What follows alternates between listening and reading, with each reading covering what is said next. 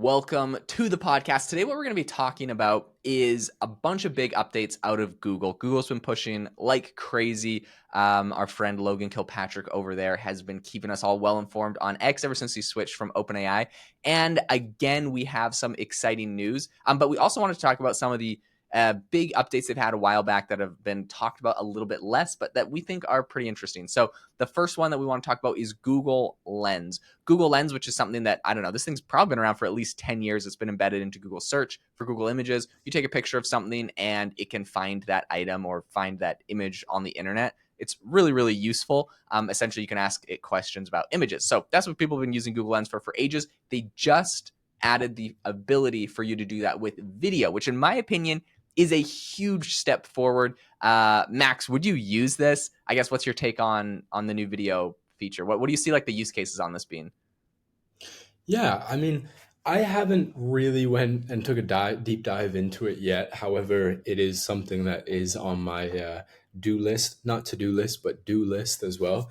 But the Google Lens, it's interesting because I would love to see how kind of in depth the analysis could be. I mean, they released a couple demos where, for instance, I'm looking at it now, but it was some fish swimming around in the ocean and they were asking, why is it swimming together?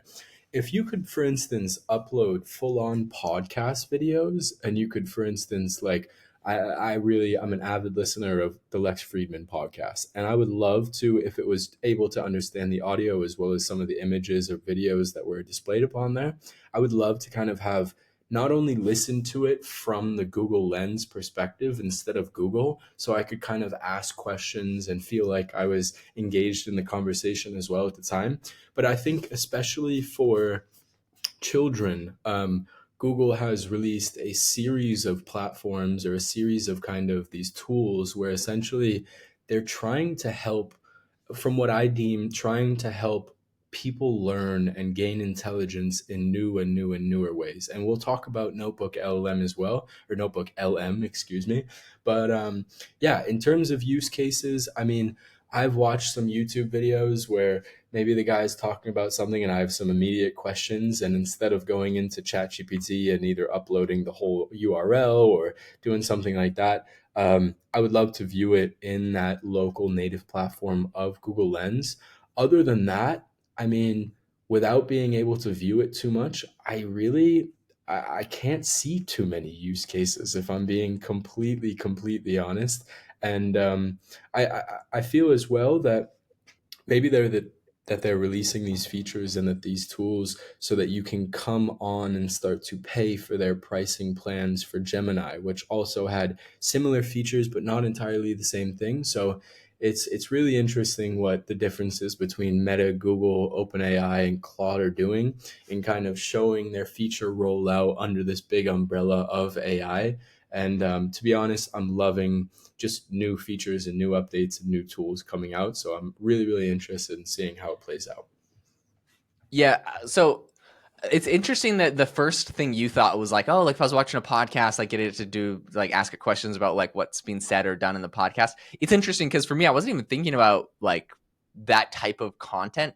In their demo, right, they have like a school of fish all swimming around, and they're like, oh, why are they all swimming around? And then it answers a question. But like that example that they gave right there, literally, you could have just taken a picture of a school of fish and been like, why are they all swimming around? And it could have. So I think that it's like interesting, like, why does it have to be video? Now, again, I was like, oh, well, like, what if you were outside and you saw like, I don't know, some crazy flock of birds or some like explosion and you like got a video of it and asked what was going on or what it thought about it. Again, like all of those things could be pictures. So maybe it isn't actually that far off that Google's just, when you upload a video, it's just looking at like 5 frames of the video as photos and just determining where the movement is going. And then the model can kind of, it's essentially the same thing as picture. It's really not very far off from the picture. So yeah, I'm not 100% sure like how much more the use, but like I think there's a ton of use cases for pictures. And Google actually says that roughly 4 billion lens searches each month. Okay, there's more than 4 billion lens searches each month, but they say about 4 billion of them are related to shopping. So that's according to Google. Obviously, the reason they're rolling this out is because they're just trying to add more features to their Google Lens experience, where if you take a picture of something, it's going to tell you about that thing, but it'll have like Google shoppable ad links below. So they're putting ads into this, and according to them, 4 billion of these searches every month are, they say, related to shopping, aka they can find a product for you to buy like in relation to whatever you're looking at. So that's just Google throwing the ads in there. So why are they doing this? Obviously because they're trying to add more features to Google Lens. Is it more useful than just pictures?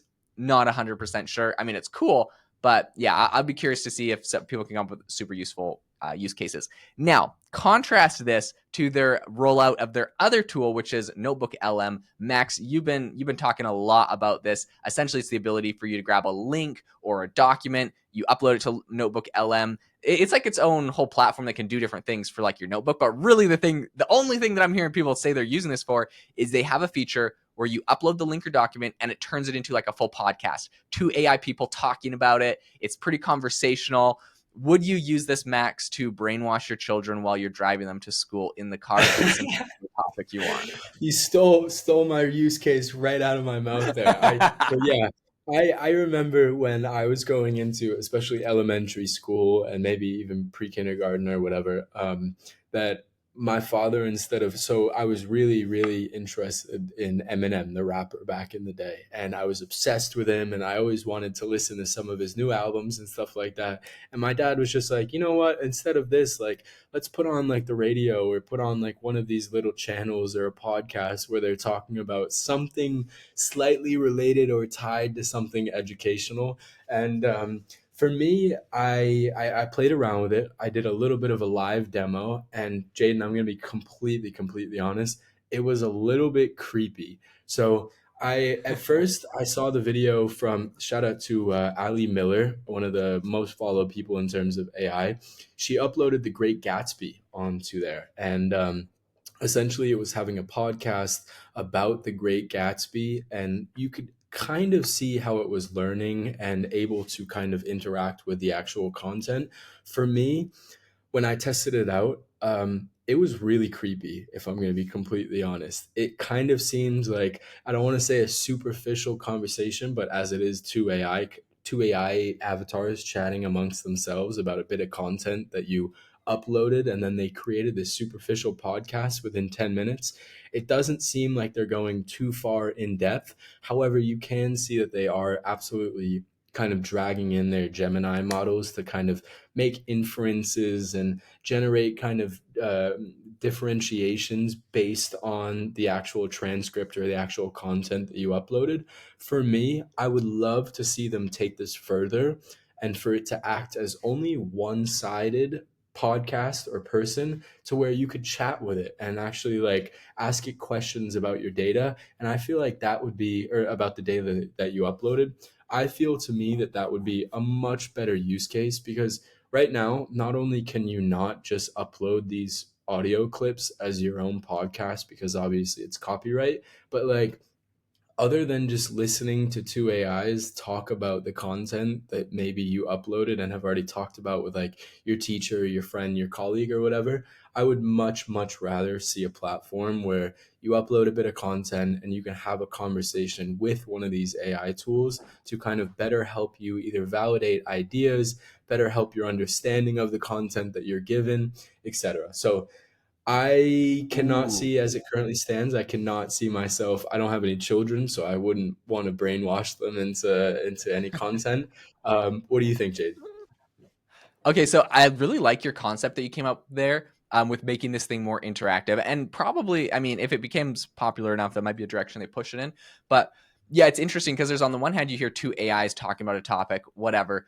But that would be really interesting if you could make like, if there was like a podcast co host, which was AI. So it's like I host a podcast with, and I just use an AI tool to bounce ideas off of and to talk about. That's a really interesting thought, because like, as someone that I do my own podcast where it's just me talking. I do podcasts like this where it's us discussing things.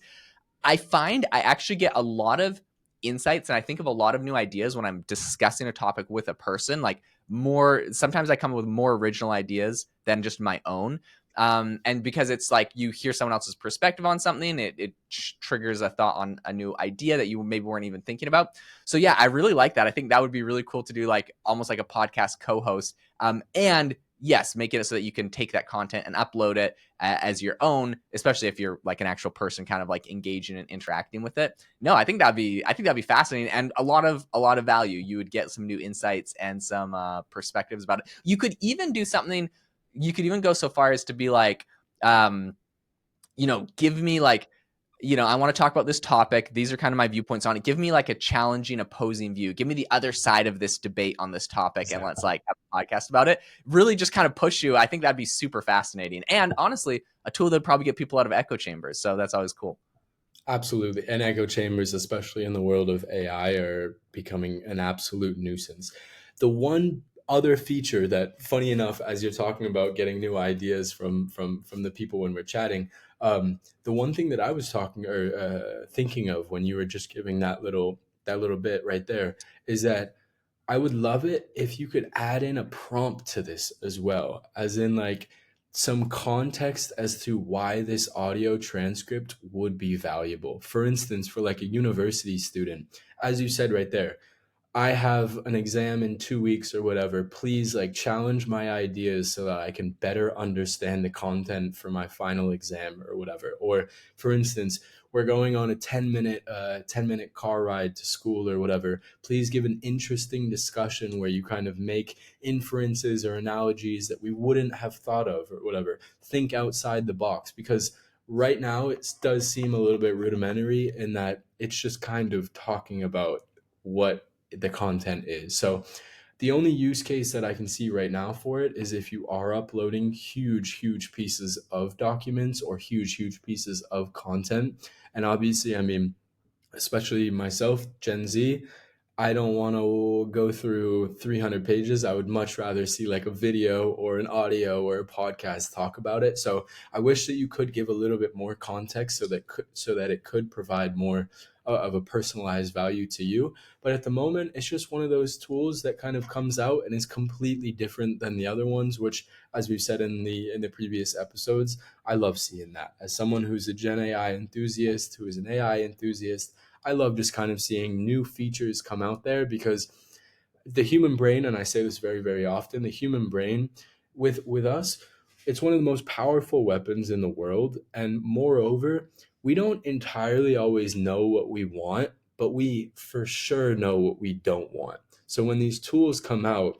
you and I chat about it, we're like, wow, like I wish they did this, this, and this instead. And then that kind of opens the door for other people with ideas or with the ability to build them to kind of come out and actually create them and provide those business value. And the more that these tools come out, the more business value and the more ideas that will come out and hence help us out. So absolutely. And with the end all be all, I mean, it's another tool that we can play around with and maybe waste a few hours on Sunday if it makes sense. 100%. Hey, if you enjoyed the episode today, make sure to leave a review. We would love to hear your feedback on what you think about the podcast. We hope that you all have an amazing rest of the day, and we will catch you next time.